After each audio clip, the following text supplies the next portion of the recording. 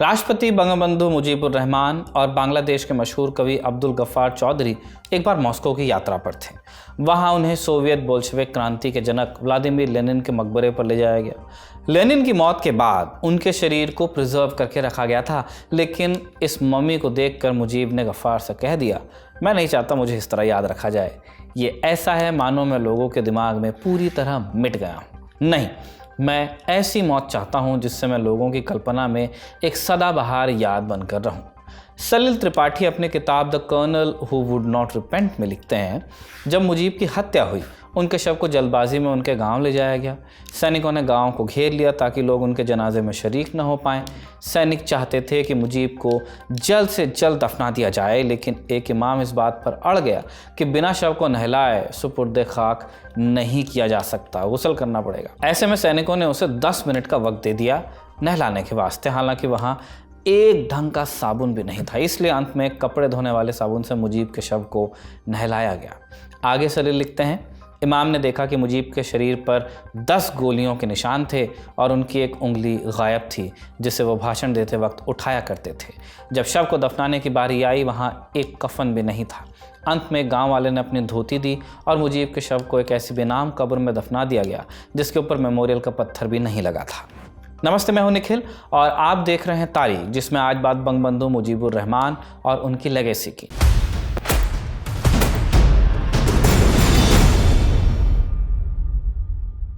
आने वाला वक्त जब इस दौर की गवाही देगा तो सबूत में पेश की जाने वाली तस्वीरों में बंगबंधु मुजीबुर रहमान के स्टैचू पर चढ़े हुए लोगों की तस्वीर भी ज़रूर शामिल होगी। बांग्लादेश में मुजीब की मूर्ति, उनकी याद में बनाए गए म्यूज़ियम, लाइब्रेरी सब तोड़ा जा रहा है, चलाया जा रहा है। मूर्तियों पर पेशाब हो रही है, पोस्टर तस्वीरें फाड़े जा रहे हैं। विश्लेषक इसे बांग्लादेश में मुजीब की लेगेसी का एंड बता रहे हैं और ये सब कुछ हो रहा है साल 2024 के अगस्त महीने में। हालांकि 49 साल पीछे बांग्लादेश के इतिहास में जाएंगे तो दिखेगा कि मुजीब की लेगेसी असल में 1975 में ही ख़त्म की जा चुकी थी। वर्तमान लेगेसी की जो बात हो रही है उसे बनाने का श्रेय मुजीब की बेटी शेख हसीना को जाता है, चाहे फिर वो मुजीब को फादर ऑफ नेशन का ओहदा देने की बात हो, 15 अगस्त को बांग्लादेश में राष्ट्रीय शोक मनाए जाने की बात हो, या जगह जगह पर मुजीब की मूर्तियां और म्यूरल लगाए जाने की बात हो, लाइब्रेरी में मुजीब कॉर्नर बनाने की बात हो। सब शेख हसीना के ही कार्यकाल में हुआ और इन सब घोषणाओं, तारीखों, आयोजनों के पीछे एक लंबी राजनीति चली। मुजीब की लेगेसी को आमतौर पर 1971 के युद्ध और बांग्लादेश मुक्ति संग्राम से जोड़कर देखा जाता है, लेकिन ये अधूरी बात है। मुजीब की कहानी में 1971 के बाद 4 साल और जुड़ते हैं और इन सालों में उनके कार्यकाल का लेखा जोखा बहुत अच्छा नहीं है।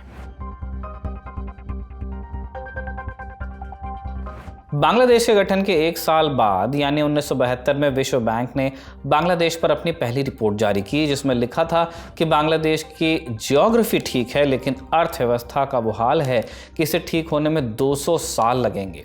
बांग्लादेश की आर्थिक स्थिति ठीक नहीं थी, देश युद्ध का मारा था, इंफ्रास्ट्रक्चर तबाह हो चुका था, लोगों को खाने पीने के लाले पड़े थे और विदेशी मुद्रा के नाम पर बांग्लादेश के पास सिर्फ $18 थे जो पाकिस्तानी छोड़कर गए थे। देश को आर्थिक संकट से उबारने का काम मुजीब का था, लेकिन वो सामाजिक पहलुओं पर ज़्यादा जोर देते थे। बांग्लादेश के गठन के वक्त मुजीब ने जो पॉलिसी अपनाई उसे मुजीबिज़म कहा जाता है। मुजीबिज़म के 4 पिलर थे: डेमोक्रेसी, नेशनलिज्म, सोशलिज्म, सेक्युलरिज्म। इस पॉलिसी के तहत मुजीब ने कुछ सख्त निर्णय लिए, जैसे बांग्ला भाषा को मैंडेटरी किया, पाकिस्तानी समर्थकों की पहचान कर उन्हें जेल में डाला, साथ ही सेक्युलरिज्म और सोशलिज्म पर जोर दिया। हालांकि आर्थिक मोर्चे पर उनकी नीतियां फेल रहीं। सलिल त्रिपाठी अपनी किताब में लिखते हैं, सरकारी तंत्र में भ्रष्टाचार सबसे बड़ी समस्या था। साल 1974 में बांग्लादेश में भीषण अकाल पड़ा। सरकारी खजाने से जो अनाज बांटा जाना था उसमें खूब हेरा फेरी हुई। सलील बताते हैं कि ऐसी रिपोर्ट्स आ रही थी कि मुजीब की अपनी पार्टी यानी आवामी लीग के लोग घूस लेकर अनाज बांटते हैं। मुजीब ने अपने सचिव मुनव्वरुल इस्लाम से इन रिपोर्ट्स की जांच करने को कहा। मुनव्वरुल ने वापस आकर बताया कि व्यापक पैमाने पर भ्रष्टाचार हो रहा है। उन्होंने गुस्से में यहाँ तक कह दिया कि आपकी पार्टी चोर डाकुओं से भरी पड़ी है। मुजीब ने शांति से सुना और बोले, मेरे पास तुम्हारे जैसे पढ़े लिखे लोग नहीं थे, जो लोग थे ये नेचुरल है कि वो सत्ता में आने के बाद ऐसा कुछ करें। भ्रष्टाचार के अलावा लोगों की एक बड़ी शिकायत लॉ एंड ऑर्डर से जुड़ी थी। दरअसल बांग्लादेश मुक्ति संग्राम में भाग लेने वाले मुक्ति बाहिनी के लोगों को हथियार दिए गए थे, लेकिन आज़ादी के बाद भी लोग हथियार लौटाने को राजी नहीं हुए। इनमें से कई ने अपने गोरिल्ला गुट बनाए और बेरोक टोक मनमर्जी चलाने लगे। लड़ाई के वक्त जो लोग बांग्लादेश छोड़कर भारत चले गए थे, उनकी प्रॉपर्टीज़ पर भी हथियारबंद गिरोहों ने कब्जा कर लिया। ये सब चीज़ें मुजीब के कंट्रोल से बाहर रहीं। इतना ही नहीं, मुजीब मुक्ति संग्राम में भाग लेने वालों को कोई फेवर्स भी दे रहे थे, जिसका एक बड़ा असर फौज पर पड़ रहा था। बांग्लादेश मुक्ति संग्राम के दौरान फौज के कई बांग्ला अफसरों को पाकिस्तान में कैद किया गया था। जब ये लोग वापस आए तो पाया कि कल तक जो शख्स उनका जूनियर था, उसे प्रमोशन देकर आगे बढ़ा दिया गया, और ऐसा इसलिए क्योंकि उसने लिबरेशन वॉर में हिस्सा ले लिया।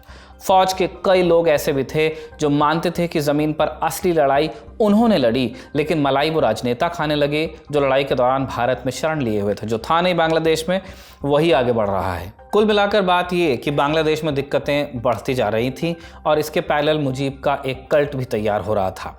मुजीब ने 1972 में एक पैरामिलिट्री फोर्स का गठन किया जिसका नाम रखी बाहिनी था। ये फोर्स इंसर्जेंसी को रोकने के लिए बनाई गई थी। हमने पहले ही बताया कि गुरिल्ला गुट्स बन गए थे, लेकिन इनके ऊपर हत्या और रेप के कई इल्ज़ाम लगे। इस फोर्स को तब आवामी लीग के मिलिट्री विंग के तौर पर ही देखा जाता था और ये सीधे मुजीब की प्रतिनिष्ठा की शपथ लेते थे। एंथनी मैस्कारेंस का नाम शायद आपने सुना ही हो। पाकिस्तान के वो पत्रकार जिन्होंने अपनी जान को दांव पर लगाकर 1971 में पाकिस्तान आर्मी के नरसंहार की रिपोर्ट लंदन के अखबारों तक पहुंचाई। रखी बाहिनी के बारे में इन्हीं एंथनी मैस्कारेंस ने लिखा, लफंगों का ये गैंग नाजी ब्राउन शर्ट्स से ज़्यादा अलग नहीं था।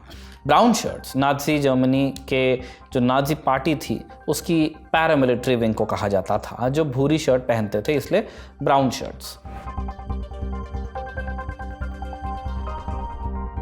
1973 में बांग्लादेश में हुए चुनाव में मुजीब की पार्टी को भारी बहुमत मिला, एक्सपेक्टेड था, लेकिन 1974 आते आते जनता के एक बड़े हिस्से का मुजीब से मोहभंग होने लगा। अमेरिकी पत्रकार लॉरेंस लिफशुल्स एक किस्से का जिक्र करते हैं। साल 1974 की बात बता रहे हैं वो। पाकिस्तान के प्रधानमंत्री जुल्फिकार अली भुट्टो बांग्लादेश के दौरे पर आए।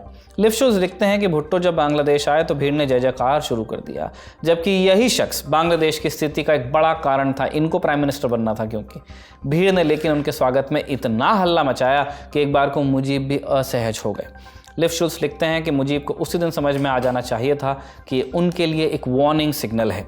सलिल त्रिपाठी के मुताबिक मुजीब की नीयत अच्छी थी, लेकिन न वो प्रशासन संभाल पा रहे थे और न ही अर्थव्यवस्था। क्रांतिकारी थे, एडमिनिस्ट्रेटर नहीं थे। उनके वित्त मंत्री ताजुद्दीन अहमद ने उनका साथ छोड़ दिया, जबकि कई और सलाहकार भी साथ छोड़कर जा रहे थे। इन्फ्लेशन और लॉ एंड ऑर्डर की समस्या दिन पर दिन बढ़ती जा रही थी। ऐसे में जनवरी 1975 में मुजीब ने एक ऐसा फैसला लिया जो उनके तमाम आदर्शों के खिलाफ था। मुजीब ने संविधान में बदलाव करते हुए खुद को 5 साल के लिए राष्ट्रपति बना दिया। साथ ही तमाम ऑपोजिशन पार्टीज को भंग करते हुए संसदीय प्रणाली को ही पूरी तरह खत्म कर डाला। ये वो व्यक्ति कर रहा था जो डेमोक्रेसी के नाम पे आए थे। उन्होंने बांग्लादेश को 1 पार्टी स्टेट बनाने के लिए बांग्लादेश कृषक श्रमिक आवामी लीग BAKSAL नाम की एक पार्टी बना दी, जिसमें सभी लोगों को एक ही पार्टी का मेंबर होना था। चीन की तरह लोकतंत्र की बात करने वाले मुजीब का नया नारा था, एक नेता एक देश, शेख मुजीब बांग्लादेश। जानकार मानते हैं कि मुजीब का यह कदम उनकी सबसे बड़ी गलती थी, जिसने उनकी लेगेसी पर सबसे बड़ा आघात भी किया। मुजीब की सत्ता तानाशाही में तब्दील हो गई। जनता का एक बड़ा वर्ग मुजीब से नाराज़ था और सेना में तो उनके खिलाफ विद्रोह की तैयारियां काफ़ी समय से चल रही थी। अप्रैल महीने से मुजीब को वार्निंग्स मिलने लगी। इंडिया की तरफ से RNAW ने बताया। अप्रैल में मुजीब के अपने मंत्री ने उन्हें समझाया कि जान को खतरा है। यहाँ तक कि इंदिरा गांधी ने भी उन्हें संदेश भिजवाया कि इंटेलिजेंस से ऐसी रिपोर्ट आ रही हैं जिनसे पता चलता है कि सरकार के खिलाफ, आपकी सरकार के खिलाफ साजिश चल रही है। और मुजीब ने इन सब बातों पर कोई ध्यान ही नहीं दिया। बाकायदा ऐसे किसी बात पर वो जवाब में कहते, कोई बंगाली मुझ पर गोली नहीं चलाएगा। अगर किसी को मुझसे दिक्कत है तो साफ बताए, मैं एक चादर तान कर दोबारा अपने गांव लौट जाऊंगा। 14 अगस्त 1975 की तारीख आई। इसके बाद रात का वक्त था। मुजीब अपने घर में थे जब कादर सिद्दीकी उनसे मिलने पहुंचे। सिद्दीकी बांग्लादेश मुक्ति संग्राम का एक बड़ा चेहरा थे। 1971 में उन्होंने कादरिया बाहिनी का गठन कर पाकिस्तानी फौज से लोहा लिया था। सिद्दीकी को देखकर मुजीब ने पूछा कि इतनी रात आप कैसे? सिद्दीकी ने उनसे पूछा कि रोड पर 5 टैंक्स क्यों खड़े हैं? मुजीब ने कहा 5 नहीं 3 होंगे।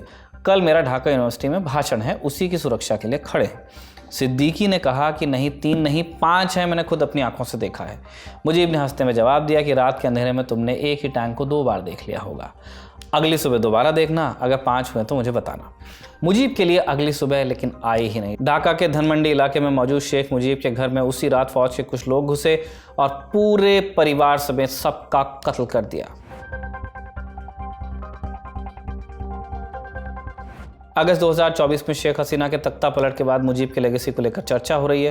हालांकि 1975 में एक ही रात में मुजीब का नाम बांग्लादेश के इतिहास से मिटा दिया गया था। शेख मुजीब की हत्या के बाद उनकी ही सरकार में कॉमर्स मिनिस्टर खान डाकेर मुश्ताक को राष्ट्रपति बनाया गया। मुश्ताक ने राष्ट्रपति बनते ही मार्शल लॉ लगाया और कुछ दिनों बाद शेख मुजीब की हत्या में शामिल सभी लोगों को अध्यादेश लाकर माफ़ी दे दी गई। अगले 21 सालों तक बांग्लादेश में कई तख्ता पलट और रिजीम चेंज हुए, लेकिन इस दौरान बांग्लादेश में शेख मुजीब का नाम लेना भी मुश्किल था। मुजीब की लेगेसी असल में बनना तैयार हुई 1996 में, जब शेख हसीना के हाथ में पहली बार सत्ता आई। शेख हसीना के कार्यकाल में मुजीब के स्टैचू बने, लाइब्रेरी में विशेष बंगबंधु कॉर्नर्स बने। साल 2018 में हसीना सरकार एक साइबर सिक्योरिटी लॉ लाई, जिसके तहत मुजीब के खिलाफ बोलने वाले कई लोगों को जेल में डाला गया। और भी कई उदाहरण है। एक दिलचस्प वाकया और बताते हैं आपको। खालिदा जिया बांग्लादेश के पूर्व प्रधानमंत्री और शेख हसीना की विरोधी पार्टी बीएनपी की मुखिया हैं। इनके हस्बैंड जनरल जिया उर रहमान तानाशाह रहे, उनका भी कत्ल हुआ। खालिदा की 10वीं के सर्टिफिकेट में उनके पैदाइश की तारीख लिखी है 9 अगस्त। शादी के सर्टिफिकेट में पैदाइश का दिन लिखा है 5 सितंबर। उनके पहले पासपोर्ट में बर्थडे है 19 अगस्त। अलग अलग जगहों पर अलग अलग तारीखें, जैसा हो जाया करता था उस ज़माने में। मगर एक साल उनके दिल में आया कि अपना जन्मदिन 15 अगस्त को मनाएं। बड़ा सा केक मंगवाया गया, केक कटा, समय बटा भी। खालिदा के पास एक भी ऐसा कागज़ नहीं जो 15 अगस्त की तारीख को साबित करे, तो फिर क्या वजह रही होगी इस दिन पर केक काटने की। दरअसल 15 अगस्त की तारीख मुजीब की लेगेसी से ख़ास रिश्ता रखती है। इसी रोज़ शेख मुजीबुर रहमान की हत्या हुई थी। 1996 में हसीना ने एक कानून पास करवाते हुए 15 अगस्त को राष्ट्रीय शोक दिवस घोषित कर दिया था। आगे चलकर इस मामले पर राजनीति भी हुई। 2001 में खालिदा जिया के सत्ता में आने के बाद इस बिल को निरस्त भी किया गया। हालांकि शेख हसीना के दोबारा सत्ता में आते ही ये प्रैक्टिस दोबारा लागू हुई। 2024 में हालिया घटनाक्रम से ऐसा लगता है कि मुजीब की लेगेसी एक बार फिर नेपथ्य में जा रही है। हालांकि ये भी सच है कि शेख मुजीब का नाम सिर्फ बांग्लादेश तक सीमित नहीं है। दुनिया के बड़े हिस्से में आज भी लोग बांग्लादेश को शेख मुजीब के नाम से ही जानते हैं। और बाकी तमाम आलोचनाओं के बीच इस बात से भी कन्नी नहीं काटी जा सकती कि बांग्लादेश की आज़ादी, बांग्लादेश की सोच को जगाने में उनका एक बड़ा और इररिप्लेसेबल योगदान है। बहरहाल आज का एपिसोड हम यहीं कंक्लूड कर रहे हैं। कमल ने इसे लिखा, इस शानदार एपिसोड को, और जतिन ने रिकॉर्ड किया। आप देखते रहिए दी लल्लन टॉक।